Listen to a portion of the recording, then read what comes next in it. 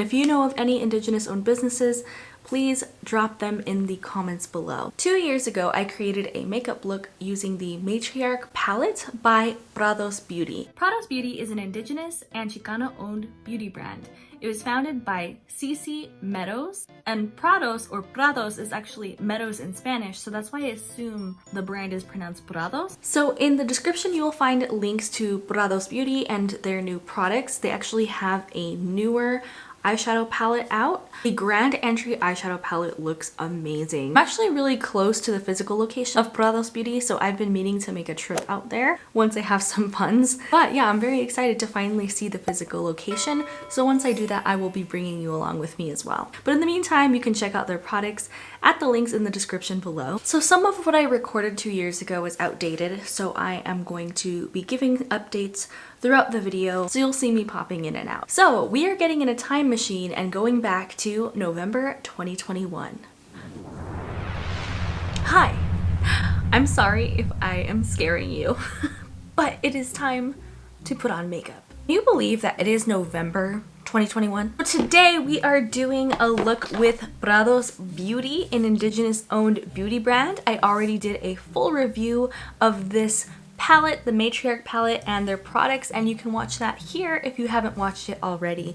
So I have a vision for what I want to do with my look. It includes some graphic eyeliner, but I'm not so sure how it's gonna come out, so wish me luck. I'm going to be using my Prados Beauty teal LED lit mini mirror. So I'm starting off with my Prados Beauty eyeliner. To be transparent, I might have to just focus on doing this, and then normally I like talk while doing makeup, but I might have to do a voiceover of the things I want to talk about because I really think I need to focus on this look if I want to pull it off. Prados Beauty is Indigenous owned, and so it's inspired me to talk about Native American Heritage Month, which is the month of November. So how to honor Native American Heritage Month? There are several things that can be done. I don't think that they should just be done in the month of November. These are things that can be done year-round as well. So number one in relation to this video is support Indigenous owned businesses. I've just shared one with you, Prados Beauty. Most importantly is probably education and any type of support for issues that Indigenous people are facing. There's a lot going on in the world at all times, so I understand it can be overwhelming to try to keep track of everything that's happening. But that said, I think it's particularly important for us to know who our local Indigenous communities are, because that is going to be where we might be able to have the most impact. For example, voting on legislation or keeping track of how our local, state, and national representatives are impacting Indigenous communities with the way that they're voting and the decisions that they're making. For example, the Biden administration has claimed to be supportive of Indigenous people in the United States. However, he's actively passed legislation that has negatively impacted Indigenous communities, including the approval of pipelines, which almost always go through Indigenous land, sometimes without even any sort of media attention or widespread acknowledgement of what's happening. So educating ourselves about issues that are ongoing is important. I recently got introduced to another creator on YouTube named Kēvin Rose. I do apologize if I pronounced that incorrectly. Kevin is a reseller. He buys products and then resells them. A portion of his proceeds for some products do go to supporting the efforts to find missing Indigenous women. Yeah, I make these, and with the sapphire gravel that I make, a third of the proceeds that I make, I give them all to the Missing and Murdered Indigenous Women and Children program. They bring focus to missing and murdered Indigenous women and children from the United States and Canada. Definitely a subject that needs a lot more attention. So that is a huge problem.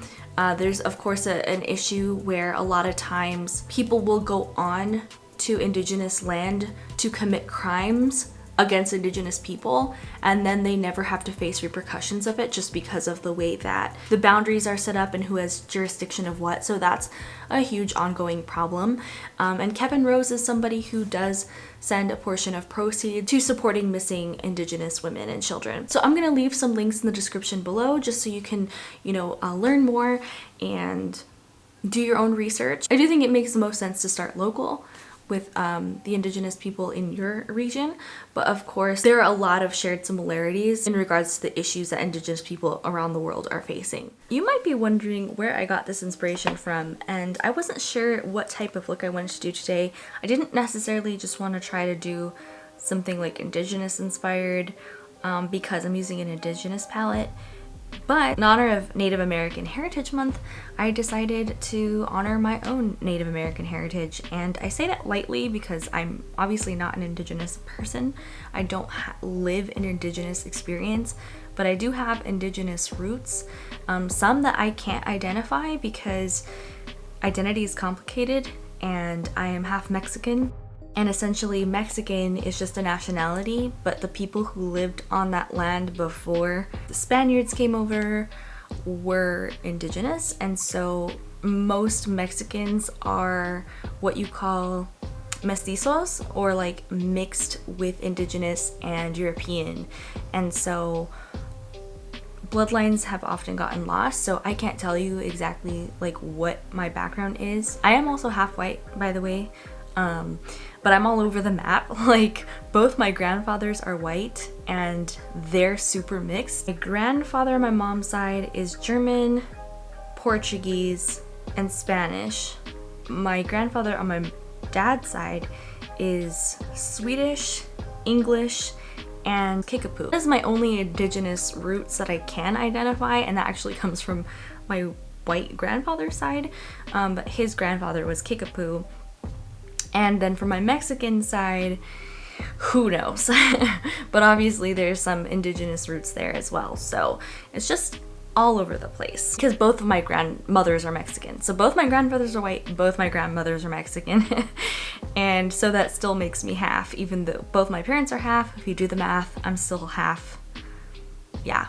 It's an interesting experience to say the least. But that said, I just decided to look up, I was looking for color scheme inspiration more than anything, because there's a lot we could do here, right? So I was looking for color scheme inspiration, and I also wanted to do something different. I knew I wanted to do something with like a graphic eyeliner. Originally I thought I was just going to do the basic one that kind of like goes around. But I looked up, just try to get some inspiration. I wondered, like, is there any sort of flag or color scheme or traditional wear from the Kickapoo tribe, and I found a website for the Kickapoo tribe of Oklahoma. I just saw some paintings, so that this is part of their official seal, and so I just thought I would use that seal as inspiration for the graphic eyeliner. And one image of the seal is on this beautiful peach background, so I thought, oh perfect, I have a peach color here. So this is where I'm drawing my inspiration from, and I sincerely hope that that's not offensive. This was just a way for me to try to incorporate my own indigenous roots that I actually know of into this look, mostly because I was just looking for inspiration for something different to do with my makeup. But I actually ended up feeling really inspired by this, and so far I'm liking it. I mean, I would not fancy myself an artist and there's still a long way to go, but this is what we're doing today. The Kickapoo people originated in a region south of the Great Lakes.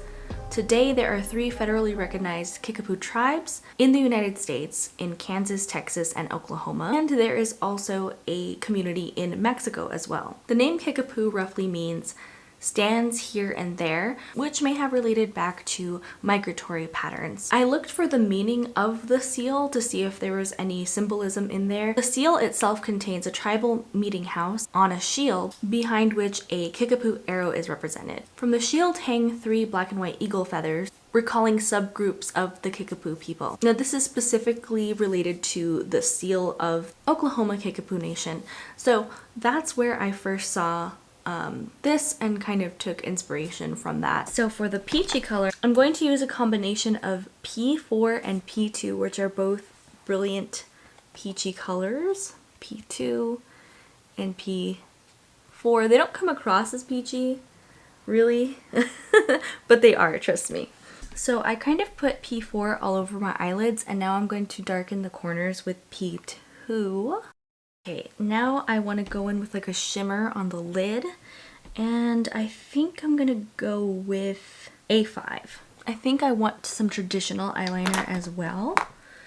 Let's see how this goes together with the graphic eyeliner. Okay, this is my first eye look with Prados Beauty. I'm in love with these peachy colors. Now that the most difficult part of the eyeliner is done, I think I could come back and actually speak while doing makeup. The next thing I'm going to do is put my lashes on. And I'm gonna go with the John, which are the more dramatic lashes of the two that I got. These eyelashes are stunning. I learned this from Jennifer Lopez's makeup artist. Instead of trimming lashes, he just does this, and it allegedly will fit any eye shape if it's done correctly. So you just kind of break up the band like this.